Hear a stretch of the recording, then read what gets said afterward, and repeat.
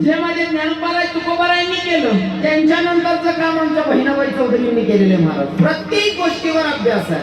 अशिक्षित व्यक्ती पण प्रत्येक गोष्टीवर अभ्यास आहे. तुम्ही विचार पण नाही करू शकत. जेव्हा आपण बहिणाबाईंच्या कविता वाचतो तेव्हा लक्षात येतं की काय विचार असतील नाही का. थोडक्यात सांगू का, सर्वांच्या पाठातली कविता, सर्वांच्या नजरेच्या समोरून गेलेली कविता कोणती? मन वडाय वडाय उभ्या पिकातल डोळे किती हाकला हाकला हिरियते पिकावर किती हाकला हाकला हिरियते पिकावर मन वडाय वडाय उभ्या पिकातल डोळे मन वडाय वडाय उभ्या पिकातल डोळे.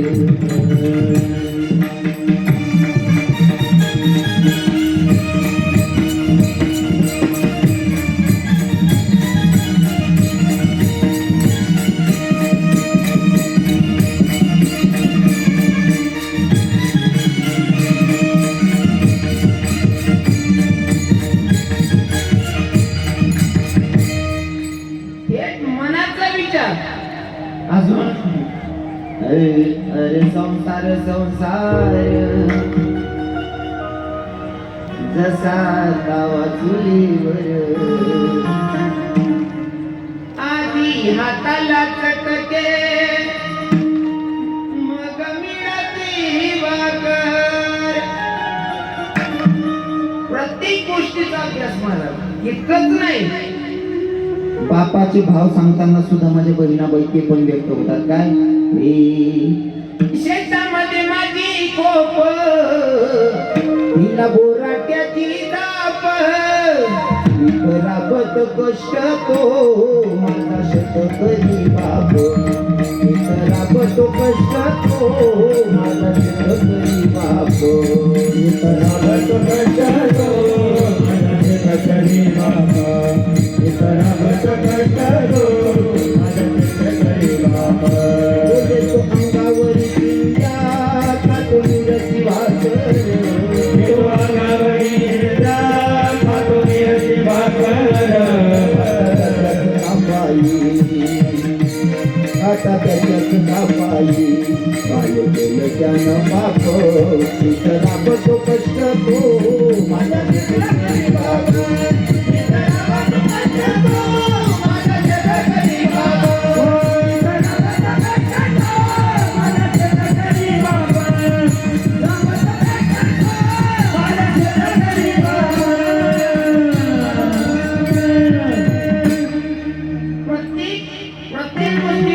अभ्यास आणि चिंतन करून प्रत्येक प्रश्नाचं उत्तर दिलेले दिसतात.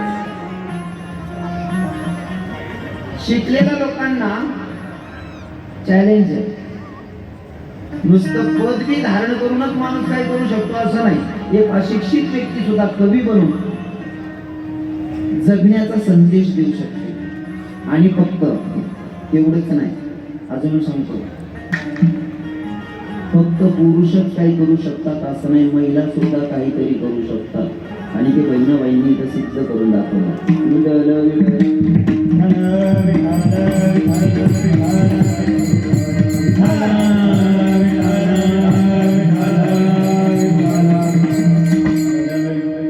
मी चिंतन मांडत असताना बऱ्याच वेळेस प्रत्येक अभंग जरा हा अभंग खूप दिवसाच्या नंतर घेतोय. त्याचं कारण असं, पुरुष जे करू शकतात ना त्याच्यापेक्षा महिला पुढे जाऊ शकतात. जर पुढे गेल्या नसत्या, महिला काही करू शकत नसत्या, तर कदाचित माझे तुकोबारायांनी प्रमाण घेतलं नसतं कन्या सासुरेशी नाही माझी करू तुम्ही. इथं कन्याचं महत्व तुकोबाराय सांगतात. भूतलावरी एवढी नाती आहेत याच्यातून तुकोबाराय कन्याच निवडतात. मग कन्या असं काय विशेष सांगेल पडतं. वर भजन करा विठ्ठल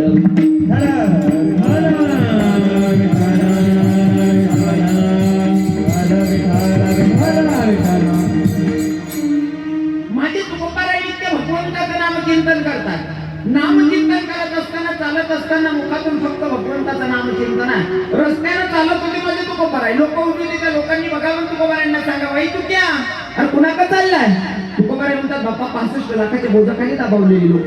जोवर मला तुकाराम शेठ म्हणत होती जोपर्यंत माझ्याकडे पैसा होता, जोवर माझ्याकडे पैसा अडका होता तोवर तुकाराम शेठ म्हणणारी लोक आज तुका म्हणायला लागली देवारे काय प्रसंग आणून ठेवला. बरं जाऊ दे ना, मला लोकांशी घेणं देणं नाही. जेव्हा मला तुझी भेट घ्यायची तो दर्शन घ्यायचं. बोलू नका बोलू नका ना, बोलू नका ना सरजी, सरजी बोलू नका ना. काय ना तुम्ही सर्व शिकलेले लोक आहात, तुमच्या पाया पडतो, कोणी बोलू नका. कीर्तनात काय असतं माहिती का, आपल्या बापाचं काही जात नाही, आपलं ठरेल येते कातरलंही संतोष नाही. पण विषय असा असतो कीर्तनी बडबड करेल जो कोणी बेगो कोणी येईल जन्मा रव्याने सांगायला तुकोबाऱ्यांचं प्रमाण